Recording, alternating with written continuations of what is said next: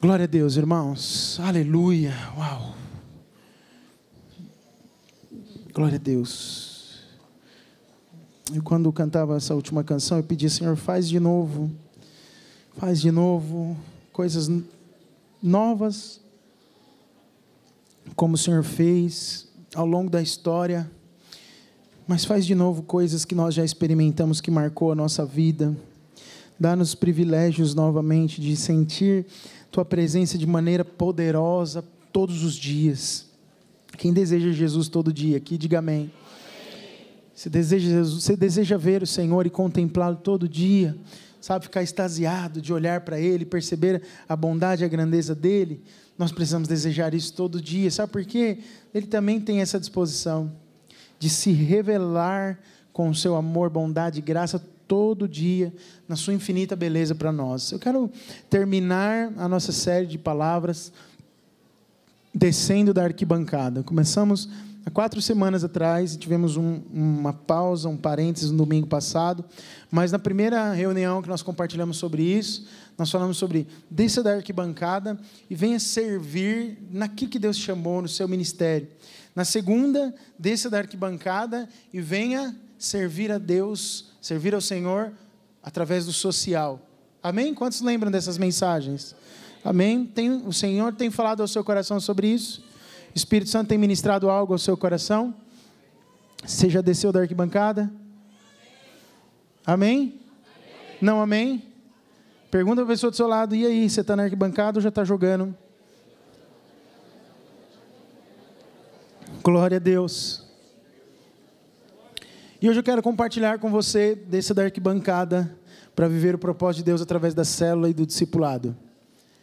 Diga isso comigo, desça da arquibancada para viver o seu propósito.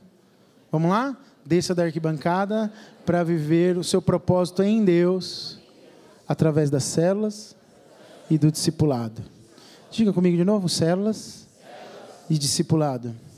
Glória a Deus. Jesus disse lá em Mateus 28, 19 a 20 o seguinte: portanto, vão e façam discípulos de todas as nações, batizando-os em nome do Pai e do Filho e do Espírito Santo, ensinando-os a obedecer a tudo o que eu lhes ordenei.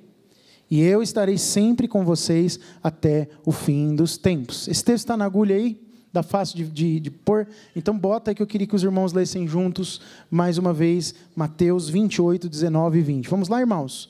Ide.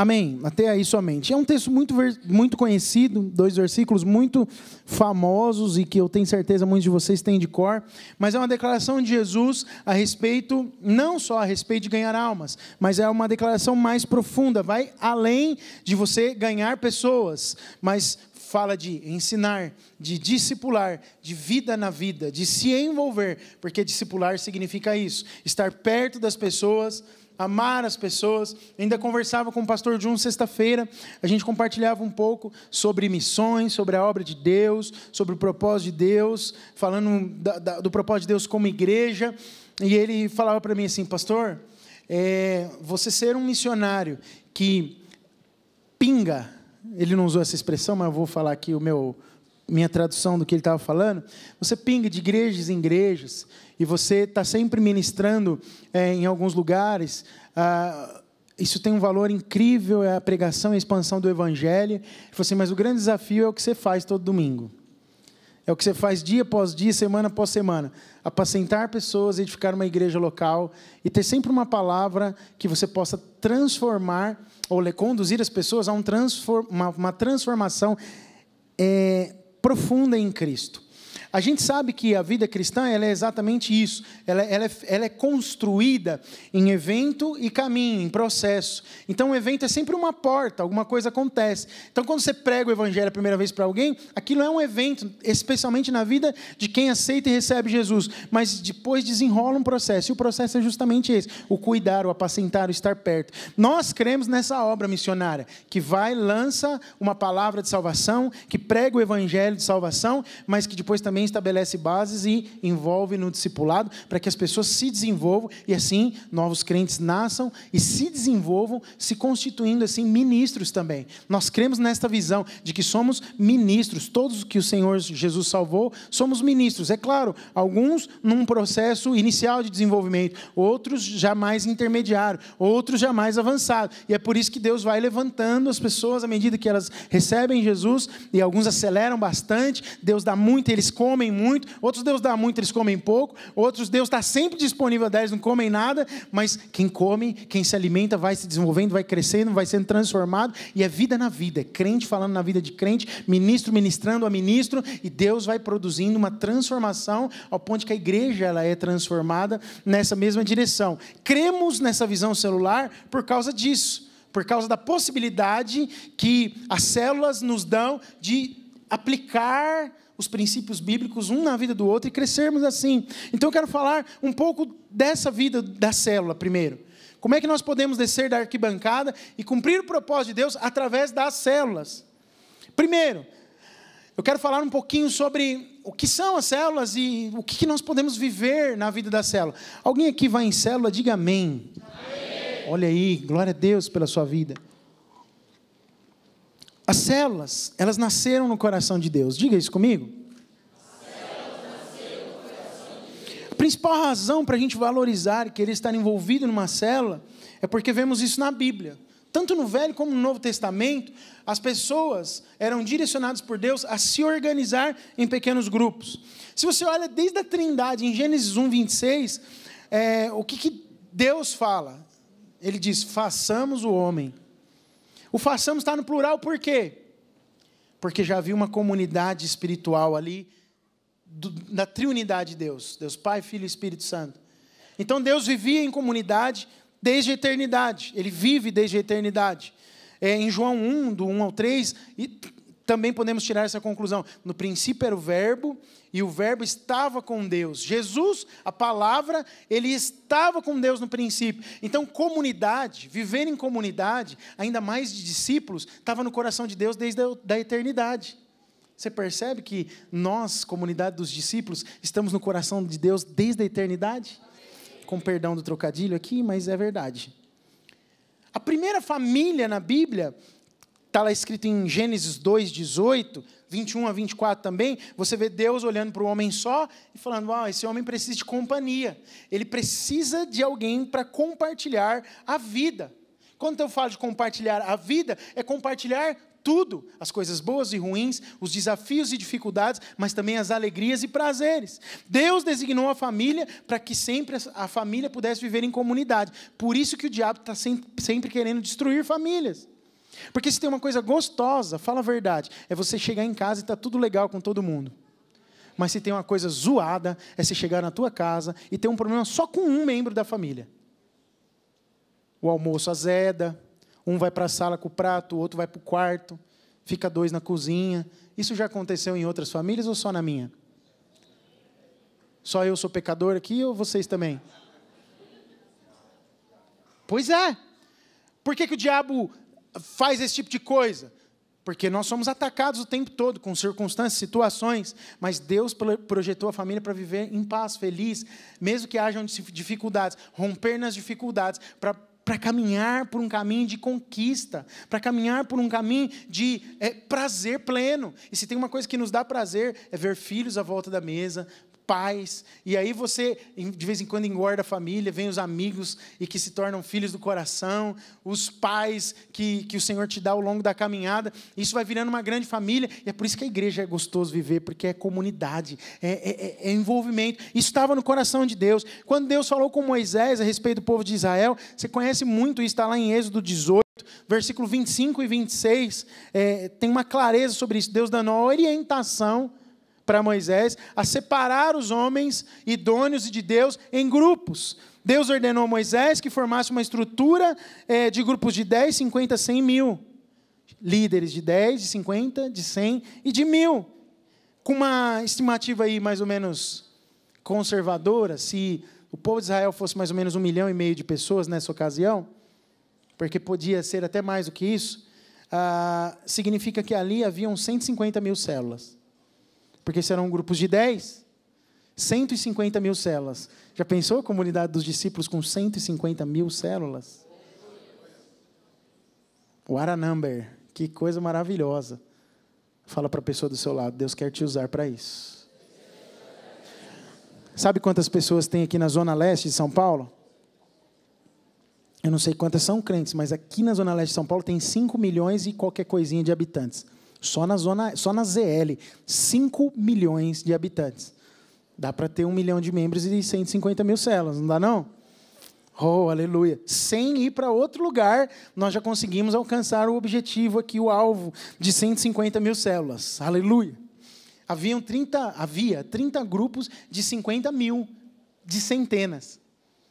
30 grupos de 50 mil de centenas, porque diante da multiplicação que Deus falou para Moisés se organizar, então você podia ter 30 congregações de 50 mil, que dá 1,5 milhão. Uau! E 50 líderes de 1000, que compunham esse presbitério dos 50 mil. Isso é maravilhoso. Isso está na Bíblia. Então Deus sabia que era impossível uma quantidade tão grande de pessoas ser conduzida por um homem apenas. Por isso que nós cremos que a visão celular, por isso que nós insistimos que na visão de uma igreja em célula, cada crente precisa ser um ministro. Diga, eu sou ministro. Eu falo da parte de Deus. Diga isso.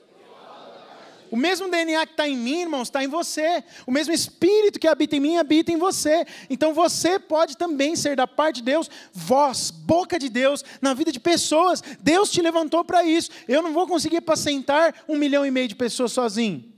150 mil células. Mas quem sabe se nós tivermos 50 mil líderes. Aleluia, glória a Deus. Deus é quem faz isso. Existem muitas igrejas na face da terra e muitos pastores. Será que um pastor só? Billy Graham ia resolver a questão sozinho? John Wesley? Moody? Não dava. Não tinha como. Não havia condições para isso.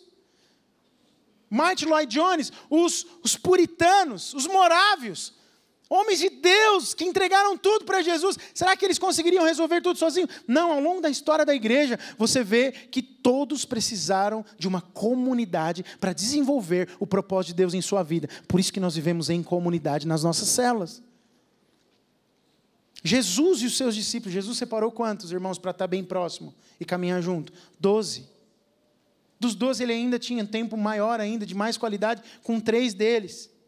Jesus ele escolheu viver essa vida de comunidade, de relacionamento. A igreja primitiva em Atos, você vê isso lá em Atos 2. A igreja vivia em comunidade. Eles se reuniam em grupos, de casa em casa, compartilhavam o pão dia após dia e se reuniam uma vez por semana no templo.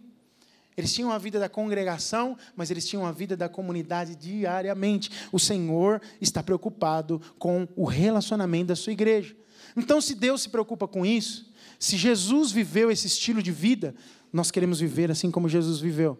Estar no meio do povo, estar junto, compartilhar, ter o seu núcleo para que você possa compartilhar da vida de Deus. Então, o primeiro motivo pelo qual eu posso descer da arquibancada e viver o propósito de Deus nas células é porque a Bíblia me ensina que isso é uma maneira poderosa de se viver a vida cristã. Pastor, a igreja que não é em célula, então ela não é bíblica. Não estou dizendo isso. Não é de Deus? Os crentes de lá não vão ser arrebatados? Não, irmãos. Por favor, não me interprete mal. Eu tenho certeza que ninguém me interpretou dessa forma. Eu só estou dizendo para você que Deus nos deu um modelo de igreja para viver, que eu particularmente não consigo me imaginar vivendo numa outra forma. Se eu não receber mais ninguém em casa, se eu não for mais à casa de alguém, se eu não fizer uma visita, se eu não puder trocar mensagens com alguém e falar da vida, e alguém falar da minha vida, e compartilhar comigo, e me apontar Jesus, e eu poder apontar Jesus intimamente para as pessoas, eu acho que eu morro de inanição espiritual.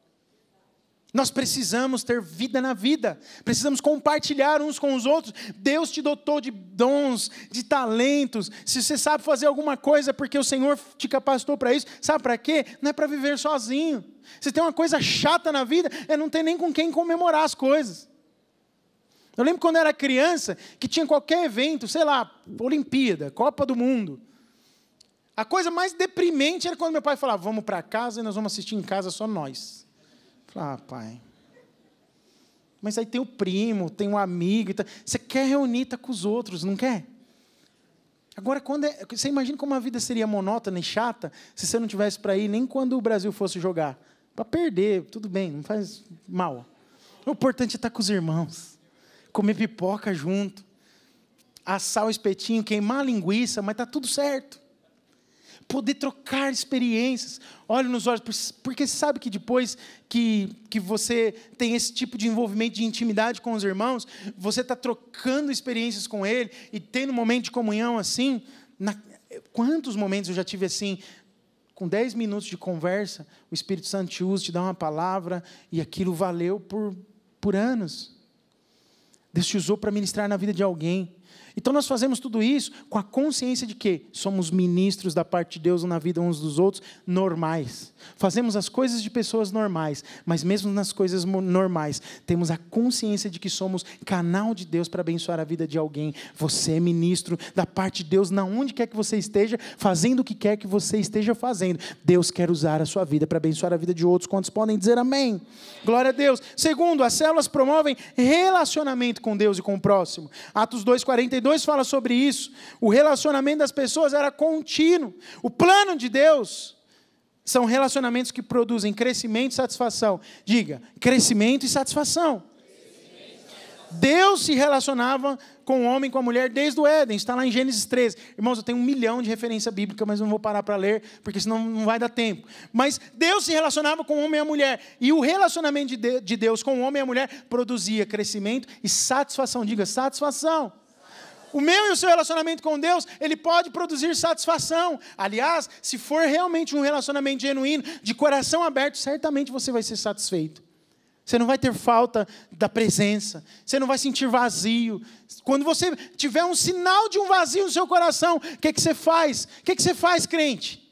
Quando você está meio se sentindo assim, moribundo, desenchavido, macambuzo. Tudo isso existe no dicionário, tá bom? Você pode procurar lá. Ah, o que é macambuzo? É alguém que está assim, ó. Pronto. Está mal. O que você faz, crente, filho de Deus? O que você faz? Pega o telefone e liga para o melhor amigo? Às vezes você até precisa disso, mas quer te dar uma coisa que é melhor. Vai para Deus. Fala para Ele. Fala, Senhor, estou ruim hoje. Estou mal. Sabe o que vai acontecer? O Espírito vai produzir no seu interior uma sensação de satisfação. Você acredita nisso? Você acredita que o Espírito produz uma sensação de satisfação? Então, relacionamento com Deus produz satisfação. Sabe o que a gente precisa, às vezes, se relacionar com as pessoas? Para aprender como se relacionar com Deus. O que acontece? Ah, pastor, mas então nós estamos fazendo aqui da nossa igreja um monte de gente que depende de outras pessoas. Não. É que é mais fácil, às vezes, pela experiência do próximo, você enxergar algumas coisas. Você ganha caminho. Por que existem livros muito bons? Porque eles encurtam o tempo que você pode chegar num objetivo. Por que os livros sobre finanças, Fique Milionário em 1 ano, por exemplo, vende bastante? Alguém aqui quer ficar milionário em 1 ano? Ah, bom. Se a maioria não levantasse a mão, eu ia chamar vocês tudo de mentiroso. Então, se eu falar para você, ó, lê esse livro que você vai ficar milionário em 1 ano, você vai comprar. Por quê? Porque ficar milionário em 1 ano é encurtar um baita de um caminho, não é? A gente lê livros para encurtar caminhos. Ah, você lê um livro, por exemplo, que fale sobre o relacionamento com o Espírito Santo. Por quê? Você quer aprender sobre aquilo. Na verdade, quando você está lendo um livro, o que você está fazendo? Se relacionando com o autor do livro. O Watchman Nee, ele tinha o hábito de dizer que é o seguinte: você compreende perfeitamente uma verdade bíblica quando o teu espírito se comunica com o espírito daquele que escreveu aquela verdade bíblica. É como se você estivesse sendo conectado com o espírito de Lucas, lendo o Evangelho de Lucas. É como se você conectasse com o meu espírito, quando eu estou falando para você uma verdade bíblica, e isso explode dentro de você como uma verdade espiritual. Isso é relacionamento espiritual, que produz vida, crescimento e satisfação. Eu não vou entrar nessa questão da comunicação do espírito, mas eu experimento disso. Existem reuniões que eu vou e o espírito não comunica nada. Mas existem reuniões que aparentemente eu falo, eu não vou receber nada aqui. Mas quando aquele que está com o microfone na mão abre a boca, é como se eu explodisse por dentro, ficasse maior do que o que você está vendo aqui. Tipo o gordinho do filme que vai pelo balão, que eu esqueci agora. Up. Eu me sinto assim, às vezes, eu ouvindo algumas coisas, é como se o balão estivesse subindo, eu estou aqui, eu estou explodindo, porque é uma comunicação espiritual, relacionamento de vida de Deus, é aquilo que produz algo espiritual. Agora, se você pode sentir isso, ouvindo alguém com o microfone na mão, você imagina o que você sente quando você está se relacionando com essa pessoa que tem aquela experiência de vida. Ele vai sem te falar palavras, ele vai te ensinar caminhos. Relacionamento espiritual tem que produzir efeito positivo na sua vida, na minha vida. Nós não vivemos uma vida só para ter amigos, pura e simplesmente. Tudo que nós fazemos nas nossas células tem a consciência de que nós somos ministros da parte de Deus. Você pode dizer amém? Glória a Deus. Esse era o plano de Deus. O plano de Satanás é o quê? Individualismo. Diga isso comigo. Esse é o plano de quem, irmãos? Esse é o plano dele. Viva sozinho. O que ele diz para Eva? Vai lá, come do fruto. Sabe por quê? A mulher disse, mas se eu comer, Deus disse que eu vou morrer. Aí o que a serpente fala? Certamente não morrerás. Por quê? Porque quando você comer disso, você vai saber o que Deus sabe. E aí você vive uma vida independente de Deus. Deus quis que o homem tivesse relacionamento e satisfação nele. Satanás está querendo até hoje que o homem se separe de Deus e seja individualista com o propósito de quê? De te isolar e fazer presa fácil rumo à derrota. Mas eu quero dizer para você, em nome de Jesus, nós entendemos isso com clareza, não andamos sozinhos, andamos em companhia, estamos aliançados com o Espírito Santo, mas aliançados uns com os outros. É como diz Eclesiastes, se você vê o teu irmão meio assim, cambaleando, meio macambuzo da vida, você é aquele que tem a iniciativa de dar o braço para ele e falar, meu irmão, levanta, tem bom ânimo, porque Jesus já nos alcançou, vamos junto, você vai vencer, vai dar certo. Ele fala, mas não dá, não tem como, vai dar, porque essa é a palavra de Deus, é tão bom ter um braço amigo para a gente caminhar junto. O diabo quer deixar você sozinho, para você não ter esse braço amigo, mas eu quero dizer para você, se aliancie com as pessoas que Deus tem posto perto de você, porque isso vai te levar a ser mais do que vencedor também. Amém? Nós somos essa igreja de comunidade. Terceiro, as células viabilizam não rola, viabilizam o pastoreio. Diga, pastoreio. Nós somos na célula como pastores, o líder de célula é como um pastor. Se a gente olha lá para a estrutura de Israel, em Êxodo 18, a Bíblia diz lá no versículo 25 assim, escolheu homens capazes de todo Israel e colocou-os como líderes do povo, chefes de 1.000, 100, 50 e 10. Estes ficaram como juízes permanentes do povo. As questões difíceis levavam a Moisés. As mais simples, porém, eles mesmos resolviam. Que linguagem prática de se entender. Quando você está envolvido numa célula, você tem alguém com acesso mais fácil para você falar e compartilhar rapidamente.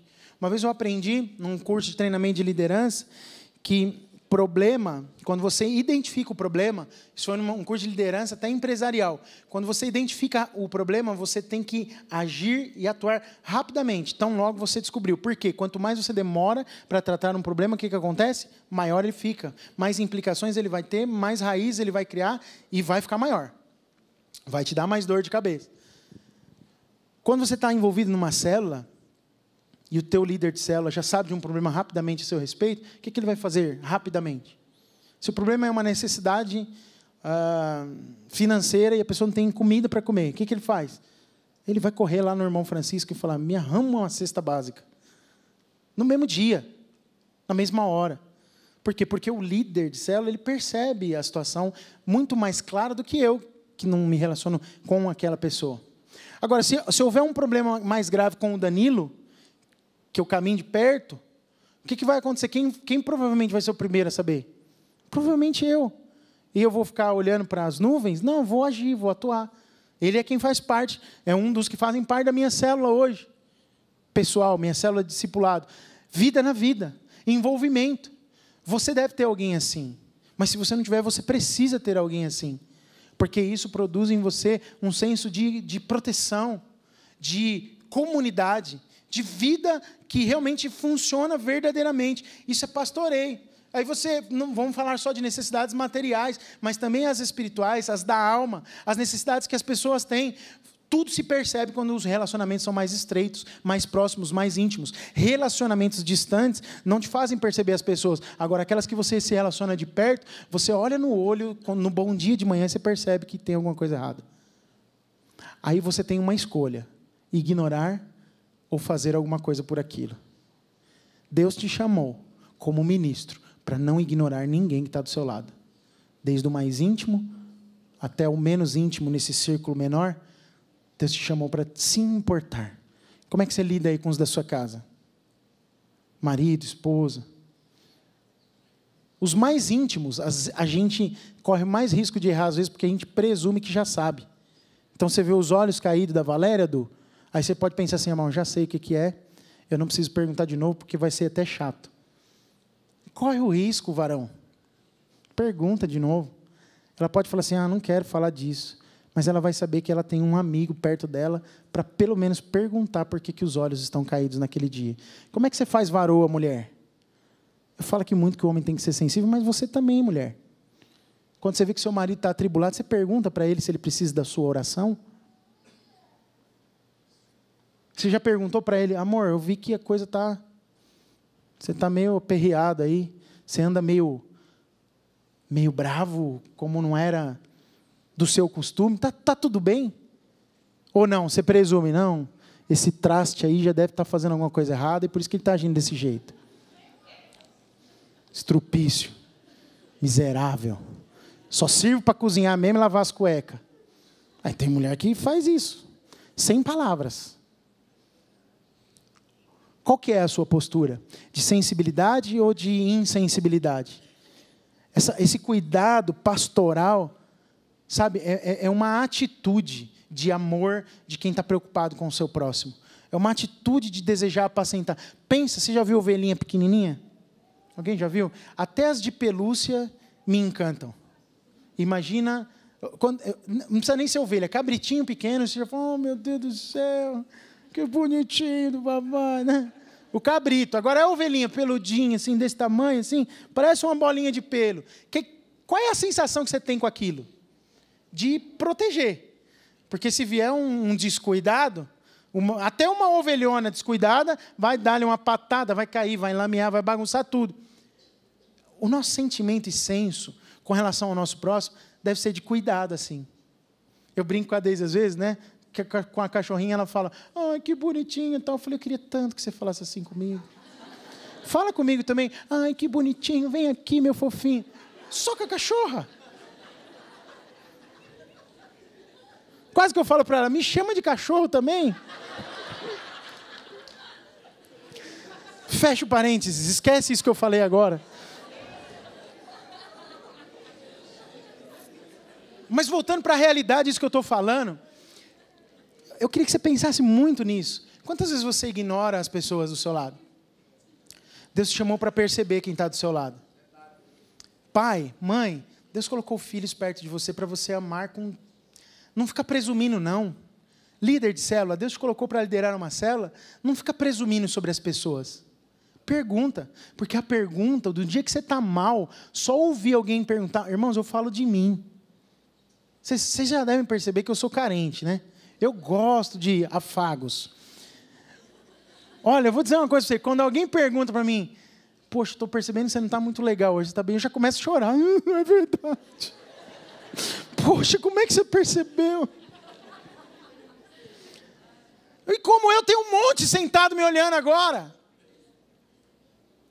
Tem uns que são mais do que eu até. Mas a coisa boa na vida é você saber que alguém se importa com você. Células proporcionam esse tipo de relacionamento. Células resgatam o exercício dos dons espirituais. Lá você flui. Você já viu célula cheia do fogo? Onde o espírito flui, tem profecia. As pessoas falam em línguas. O mover na hora do louvor é espetacular. A vida de Deus flui. As pessoas são ativadas no espírito. E na célula você tem mais liberdade. Às vezes num culto como esse, você não tem essa liberdade, mas na célula você tem liberdade de fluir nos dons, de usar aquilo que Deus te deu. Hebreus 10, 24, 25 diz assim: e consideremos uns aos outros para os incentivarmos ao amor e às boas obras. Diga isso comigo, amor e boas obras. Não deixemos de reunirmos-nos como igreja, segundo o costume de alguns. Que costume? De deixar de se reunir. Mas procuremos encorajar-nos uns aos outros, ainda mais quando vocês veem que se aproxima o dia do Senhor. Nós não podemos abrir mão do relacionamento e da congregação com a igreja, e do envolvimento com a igreja. Somos incentivados ao amor, porque fomos amados primeiro. Mas a prática das boas obras, elas só podem ser feitas também pela fé. Amém, irmãos? Movidas pelo Espírito Santo, nós a fazemos. O relacionamento próximo com as pessoas nos possibilitam fluir muito mais nessas coisas. Você pratica as boas obras quando você está próximo. Por quê? Porque você percebe as necessidades. Se eu aqui não falasse nada para vocês a respeito da cidade da Beira, por mais que você tivesse visto algum noticiário, você talvez não se mobilizasse para nada para abençoar. Mas eu trouxe para dentro da nossa realidade uma necessidade, porque alguém que é conectado a mim gritou um dia, falou: está desesperado aqui, está ruim demais, a situação está difícil. Então a gente só percebe, por causa do relacionamento, a gente percebe necessidades. A gente pode fluir muito mais nos dons do Espírito quando a gente está conectado com o corpo. Sabe que o grande mover que acontecia na igreja primitiva, na igreja do primeiro século, acontecia porque as pessoas tinham liberdade na comunhão. O que a Bíblia fala? Que eles vendiam o que tinham para abençoar os outros. E Deus fazia algo poderoso, milagres, sinais, maravilhas e salvação de almas. Por quê? Porque havia no meio do povo uma generosidade de um para com o outro, no envolvimento e no relacionamento. Nós somos igreja em célula por causa disso. Falei 4. Quinto, as células alcançam as pessoas com a graça de Cristo. Por isso nós vivemos as células. Irmãos, a grande maioria das pessoas que se convertem nesse tempo, e já há alguns anos na nossa igreja, acontecem nos eventos pontes e nas células. Poucas pessoas aceitam Jesus, algumas sim acontecem, outras se reconciliam aqui no culto, mas nós aprendemos que eu tinha uma trava muito grande. Eu achava que eu pregar o evangelho lá na praça e falar para a pessoa assim: você quer aceitar Jesus? Não era certo, não funcionava. Parecia que não era, tinha que vir aqui no culto e confessar publicamente. Mas quando eu estava lá com essa pessoa e mais 2 amigos juntos, e eu tinha uma trava. E olha que a gente fez muito evangelismo de rua. A gente foi muito bater de porta em porta. Na minha juventude, nossa, quantas vezes eu fiz isso? Junto com a Deise, entregar panfleto nas casas. Alguém fez isso já alguma vez? Nas ruas, nos faróis. Mas eu falava assim: ó, vai para a igreja que lá você precisa aceitar Jesus. Vai lá que lá é poderoso. O pastor vai pregar, você vai sentir um negócio que você não está sentindo aqui. Mas ela pode sentir o Espírito que ela sente aqui, pode sentir lá. E num ambiente íntimo da célula, a possibilidade de alguém se abrir é até maior. Você concorda comigo? Ela se abre, se sente... é aconchegante, é gostoso estar perto dos familiares e dos amigos mais próximos. É um canal de salvação. Cada membro é um ministro e cada casa é uma extensão da igreja. A igreja primitiva vivia isso intensamente. Então, por que vivemos em célula? E por que podemos cumprir o propósito de Deus para a nossa vida através das células? Por que eu quero desafiar e encorajar você a viver intensamente? Eu sei que a grande maioria de nós faz parte de uma célula, mas eu quero convidar você a se desafiar a viver intensamente esses princípios que eu acabei de falar. Não esteja só na célula, flua nos dons, flua nos relacionamentos, se envolva com as pessoas, se preocupem com as pessoas. Nós queremos tudo isso por quê? Primeiro, a célula nasceu no coração de Deus. Diga comigo isso. As células promovem relacionamento com Deus e com o próximo, amém? Terceiro, as células viabilizam o pastoreio. Diga isso. As células resgatam a prática dos dons espirituais. E por último, nas células as pessoas alcançam a graça de Cristo. Mas aí, eu quero falar rapidamente de 3 pilares do discipulado que acontecem em decorrência desse envolvimento na célula. Nós não conseguimos discipular alguém se não tivermos relacionamento. E a célula onde o relacionamento começa, ela certamente deve desembocar num relacionamento mais profundo, transparente, muitas vezes que nos vai confrontar, mas que seguramente, feito debaixo da unção do Espírito, vai nos levar a crescer e parecer mais com o Senhor Jesus, que é o discipulado. O discipulado ele deve fluir nas células e nos conduzir a descer das arquibancadas, para sermos canal de Deus, efetivamente na vida de outras pessoas, tanto dos mais novos, quanto dos mais velhos. E essas 3 bases que eu quero falar com você, de um discipulado intencional, pensado, raciocinado, eu não vou falar de características de um discipulado, ou de como você deve fazer ele na prática, mas eu queria que você pensasse nessas 3 bases que eu vou falar agora, para você pensar em como você deve se relacionar com as pessoas. Primeiro, amor, diga comigo, amor. Mas um amor bíblico. Mateus 22:39 diz: ame ao seu próximo como a si mesmo. Jesus, ele disse que esse era o segundo maior mandamento. Primeiro, ame ao seu Deus, depois, ame ao seu próximo. E por que amar, irmãos? Primeiro, porque ele te amou. Está lá em João 3,16. Ele enviou o seu filho para morrer por você. Deus provou o seu amor quando nós ainda éramos pecadores. Isso está lá em Romanos, capítulo 5, versículo 8. E Cristo foi sacrificado em amor por nós. 2 Coríntios 5, 21. Houve um sacrifício, houve um amor inicial e houve um amor quando eu e você éramos pecadores, ou seja, não merecíamos. Por isso amamos. Quanto mais, por isso Jesus disse, aonde teve muito perdão, também tem muito amor. Agora eu pergunto para você, será que alguém de nós, olha só, a pergunta tem uma pegadinha nessa pergunta, será que alguém de nós acha que não precisou de tanto amor assim para ser salvo? Porque às vezes a gente olha e fala assim, bom, eu precisei de muito amor, de muito perdão. Então eu precisei de muito perdão, logo eu sou amado por Deus, então tenho consciência desse amor, por isso eu amo muito a Deus. Por quê? Porque eu precisei de muito perdão. Mas o Danilo pode olhar para mim e falar assim, bom, pastor Rodrigo veio lá da periferia da Zona Leste, fez muita coisa errada, teve uma vida meio torta, muito mais que a minha. E realmente, Deus perdoou ele demais, porque olha só o que ele fez. Então, por isso que ele ama muito. Mas eu já não, né? Sou filho de pastor, nasci em berço de ouro refinado. Então, assim, Deus me perdoou. Mas, assim, não foi tanto perdão que nem o pastor Rodrigo. Então, logo, assim, a sensação de amor, foi isso que Jesus disse. A sensação de amor de quem pensa que foi perdoado pouco, o tanto de amor que ela tem pelo Senhor, ela é menor. Porque parece que você não percebe o tamanho do perdão que você recebeu. Mas o que é interessante, você precisa pensar e refletir comigo, é que não importa aquilo que você fez, em última instância, todo aquele que creu, do que rouba galinhas até o que assassina criancinhas indefesas, se ele crer que Jesus morreu por ele, e que ele é o único e suficiente salvador para a sua alma, no fim das contas, não precisa ter, olha, eu vou falar uma coisa aqui que alguns podem se escandalizar, mas não precisa ter pedrinha nenhuma na coroa, não precisa ter galardão nenhum, não precisa ter nada além, mas o cara só lá na hora da morte, na cruz, olha para Jesus e fala, por favor, lembra-te de mim quando entrares no paraíso, e Jesus olha para ele e fala assim, olha, certamente ainda hoje estaremos juntos no paraíso, e isso conduz o cara para onde? Da morte completa, eterna, para a vida. Uau! Não importa o que você tenha feito, você foi livre do inferno.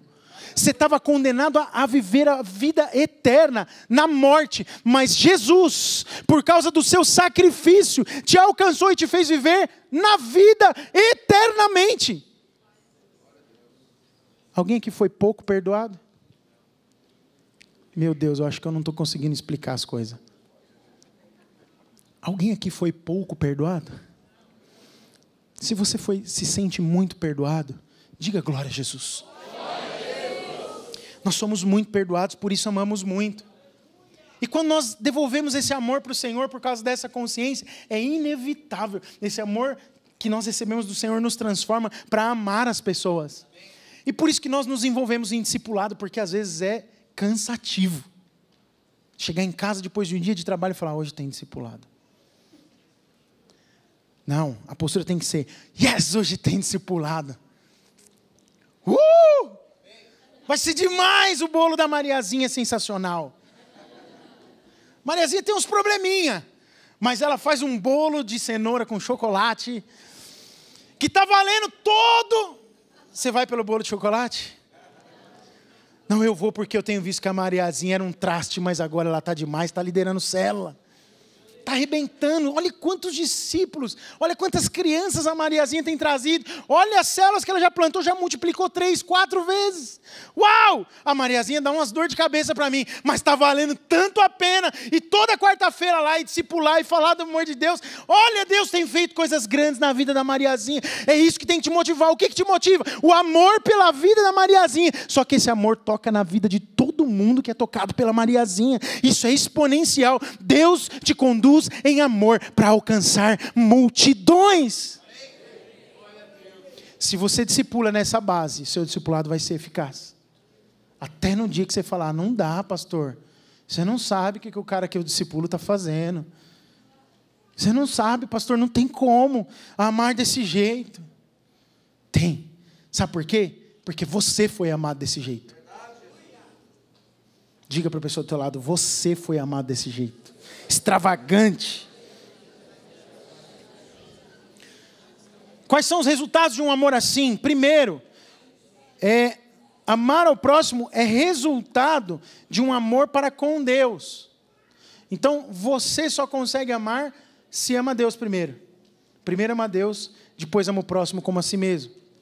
Segundo, entender que o amor verdadeiro ele é incondicional. Não tem a ver com o que a pessoa pode te oferecer. Tenha bolo de cenoura com chocolate ou não tenha. Seja aquele sequilinho seco ou só o café sem açúcar. Não importa, porque essa não é a motivação. Entender que o amor é uma questão de obediência, um coração inclinado para obedecer, porque é transformado, porque entendeu que foi amado. E amor é uma resposta, diga comigo, é uma resposta ao amor de Deus. Essa é a primeira base. Segundo, o perdão, diga comigo, perdão. Primeiro tem o perdão de Deus para conosco, e depois tem o perdão que nós conseguimos ministrar na vida das pessoas. Colossenses 1, 3 ao 14 diz, pois Ele nos resgatou do domínio das trevas e nos transportou para o reino do Filho do seu amor, em quem temos a redenção, a saber, o perdão dos nossos pecados. Fomos perdoados. Quantos são perdoados e se sentem perdoados? Digam amém. Amém. A natureza de Deus, ela é perdoadora. Deus é um Deus perdoador. Você pode ler isso lá em Neemias 9, 16 e 17. Não vou abrir a Bíblia aqui, mas depois você pega o esboço e você vai entender. Deus perdoa qualquer tipo de pecado. Qualquer um. Pensa aí no pecado mais drástico que você já fez na sua vida. Desde matar tatu-bola na infância até roubar bala na venda da Dona Maria da esquina. Alguém já fez isso? Eu não vou dizer para você se eu já fiz, para você não ficar me julgando depois. Talvez você tenha cometido um pecado que você acha que não tem perdão. Deus perdoa qualquer tipo de pecado, porque a sua natureza é de um Deus perdoador. Deus estava pronto para perdoar mesmo quando nós ainda éramos pecadores. Estávamos perdidos nos nossos delitos. Deus concede perdão com base na sua graça e não naquilo que você merece. Presta atenção sobre essas afirmações a respeito de perdão de Deus para conosco. Ele cessa de atribuir culpa pelo seu pecado. Quando Deus te perdoa, Ele te perdoa de verdade. Ele não vai acordar toda manhã e falar, nossa, você errou aqui, hein? Lembra daquilo lá? 10 anos atrás? Então, pensa bem. Olha o que você está fazendo agora. Você não lembra daquele perdão? Não, Deus não faz isso. Ele esquece dos seus pecados. Ele promete não tocar mais no assunto. Está lá em Hebreus 10. Leia Hebreus 10. Essa semana eu li o livro de Hebreus. Meditei um pouco sobre isso. Hebreus 10 é muito forte. Deus não se lembra mais dos nossos pecados. A gente tem muita dificuldade de acreditar nisso. Portanto, a gente tem muita dificuldade de praticar isso. Se tem um lugar difícil de praticar isso, é no seio familiar. É no núcleo da célula. O membro que te dá mais trabalho, às vezes, é o que você não quer nem ver na cela. Não quero mais esse cara aqui, não. Que caos, que tristeza, que nervosismo, que irritação, toda vez fazendo a mesma coisa. Se é meu filho, eu corrijo de cinta. Mas esse cidadão... Não é assim que a gente pensa? Pior que é. Deus nunca nega perdão quando o pecado é confessado. Você precisa confessar para sarar, para ser curado. E crendo que na cruz você já foi perdoado. Amém? Então qual precisa ser a sua decisão? E quando você tem essa alma transformada que entende esses princípios, você consegue no discipulado ministrar isso. Nós devemos conceder perdão uns aos outros. Você já discipulou alguém que tem dificuldade de conceder perdão às pessoas? Sim ou não? Efésios 4:32 diz, perdoando-se mutuamente. Diga, mutuamente. E aí o apóstolo Paulo termina, assim como Deus vos perdoou. Jesus ensinou a orar, perdoa as nossas dívidas, assim como nós perdoamos os nossos ofensores, os que têm errado e pecado contra nós. A Bíblia nos ensina a perdoar.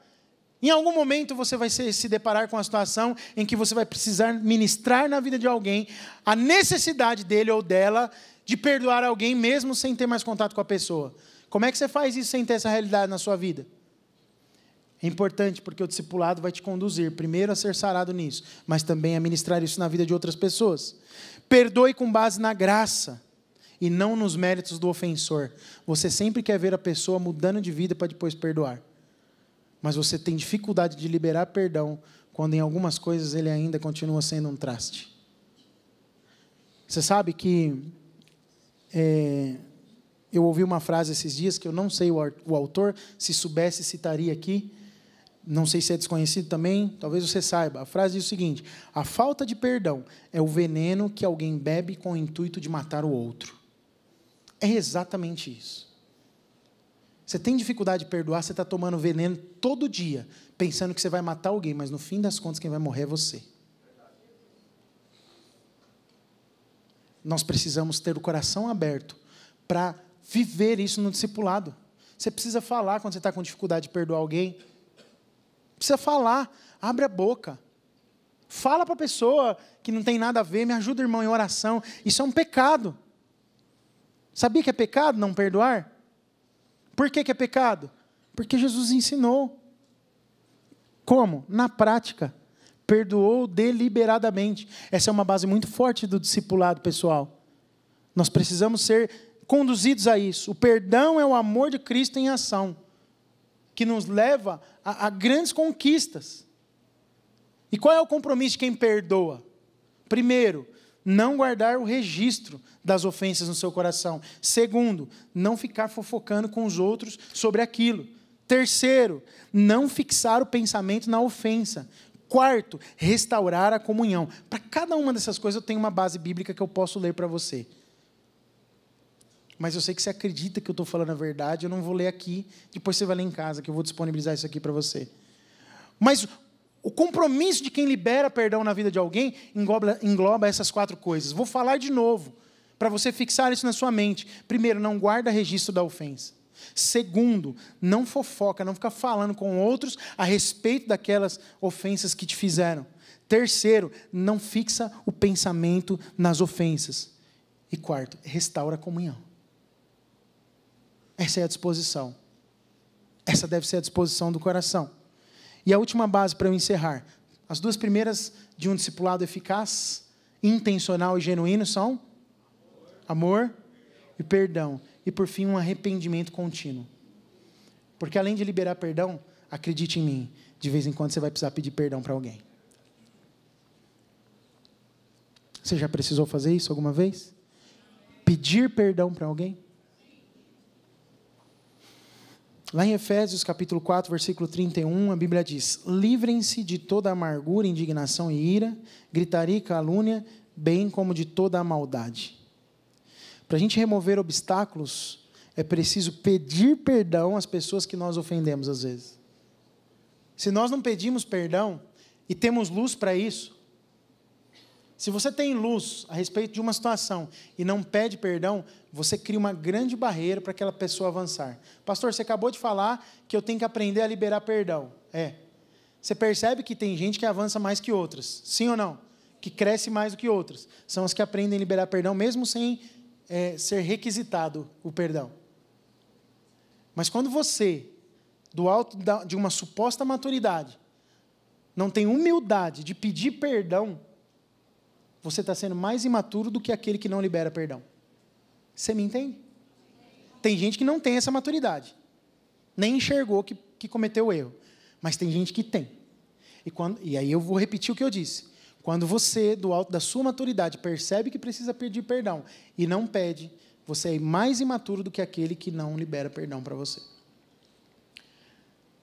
O que somos? Meninos e crianças espirituais ou gente que é madura de fato e que sabe muito bem lidar com amor, perdão e arrependimento? Precisamos todos os dias enxergar se não tem nenhum obstáculo levantado entre nós e as pessoas, porque o obstáculo entre nós e as pessoas muitas vezes nos impedem de receber algo novo da parte de Deus. Isso envolve reconhecer que você falhou e que deseja das pessoas misericórdia. É ruim se pôr nessa condição. Exigir não, clamar por clemência é ruim. Se pôr na condição de quem ofendeu, pedir perdão é vital para a reconciliação e para que ocorra o quê? Completa restauração. Se nós não tivermos essa atitude, a gente fala isso muito no curso de casais, no curso de noivos. Amor, me perdoa, é uma frase que funciona muito no casamento, mas que a gente tem muita dificuldade de falar. E pedir perdão para o filho, então? Você é o pai, né? Ele precisa... acho que, às vezes, que eu já pedi algumas vezes perdão para os meus filhos, muito mais pelo modo do que pelo quê. Entendeu? Às vezes eles mereciam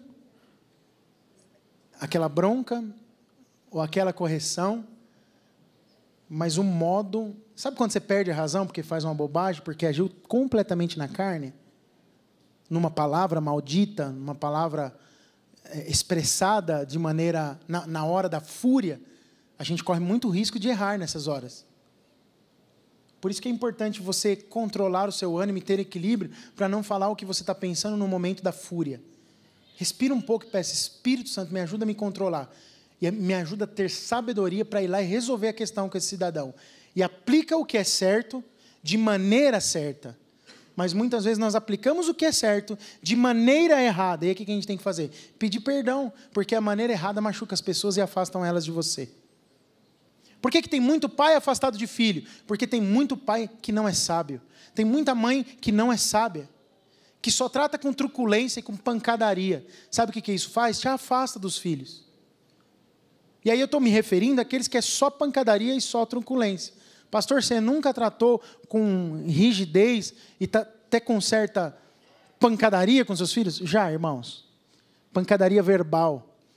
Momento de fúria, de ficar nervoso, com toda a razão. Sabe aqueles que falam, não, esse pai tem razão. Tinha que fazer isso com aquele menino. Mas tem a maneira certa. O Espírito Santo te ensina a maneira certa. E aí você volta e fala, filho, vem cá. Você percebeu o que você fez lá? Olha o tamanho da encrenca que você gerou por causa disso. Olha o ambiente que aconteceu. Olha a consequência que isso está trazendo para você. É por isso e por isso você vai ser corrigido hoje. Ponto, acabou. Resolveu a questão. É por isso que você está de castigo e não vai fazer aquilo hoje. Pronto, está certo. Eu não sou contra a disciplina. Mas nós precisamos saber que, tanto no ambiente familiar, como no ambiente celular, na vida da igreja, existe o modo certo para você fazer aquilo que precisa ser feito. Porque senão toda hora você fica se arrependendo. Ou pelo menos tem que se arrepender. É tempo de nós crescermos, descermos da arquibancada e amadurecermos para viver um discipulado genuíno, pleno na presença de Deus. Esse discipulado bíblico, ele resulta em algumas coisas, e para encerrar eu quero falar. Primeiro, muda o comportamento. Mudou de rota. Você virou 180 graus, não é 360. O que é 180? Você está indo para lá e agora você virou 180 graus, você está indo para cá. O caminho é outro. Amém? O arrependimento produz isso. O arrependimento é reconhecer o seu erro, o seu pecado e assumir a responsabilidade diante dele.